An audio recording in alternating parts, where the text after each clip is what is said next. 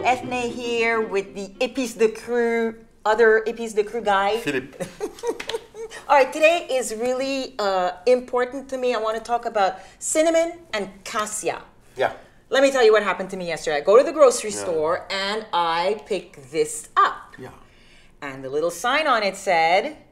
Cinnamon, I assume. It said cinnamon. Because everybody calls this cinnamon. Right. In fact, what it is cassia. This is cassia. Mm-hmm. It comes usually from Southeast Asia, and it's a very dark and hard bark with usually only one bark.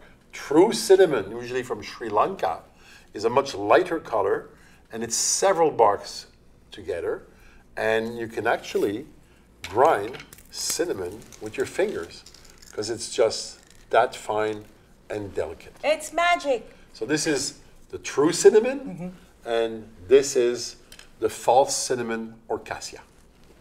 You know, I don't know where this confusion started. I have an idea. Are we talking about colonies? Yes, and history and all that, yeah. Because they grow in different areas. This is mostly in Sri Lanka, this is mostly in Southeast Asia. So in the world, more the Spanish and Portuguese world, this is known as canela. That's the true cinnamon. And in the English and Dutch world, this is known more as cinnamon. Okay, so... Or cassia. So is there money involved? There's money You involved, bet. right? You bet. Because the cost of producing this is 1/10 of producing the true cinnamon. So there's a huge temptation over the past century to call cassia cinnamon.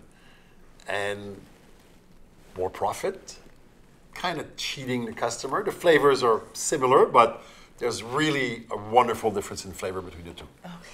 I mean, obviously, they're not the same. They don't have the same flavor profiles, Absolutely. right?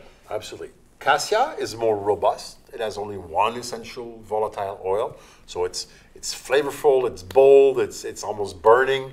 It's used in American cooking. Think of pies and think of cinnamon buns. It's used a lot in Southeast cooking and pho's and soups in Southeast Asia. Think of Sumatran curries, Vietnamese soups. That's what it's used for. Cinnamon is more delicate. It has 4 volatile oil, more aromatic, more citrusy, more delicate, lighter flavor. And it's used a lot in Mexico, which is the biggest user in the world, for their desserts, their moles, and they call it canela.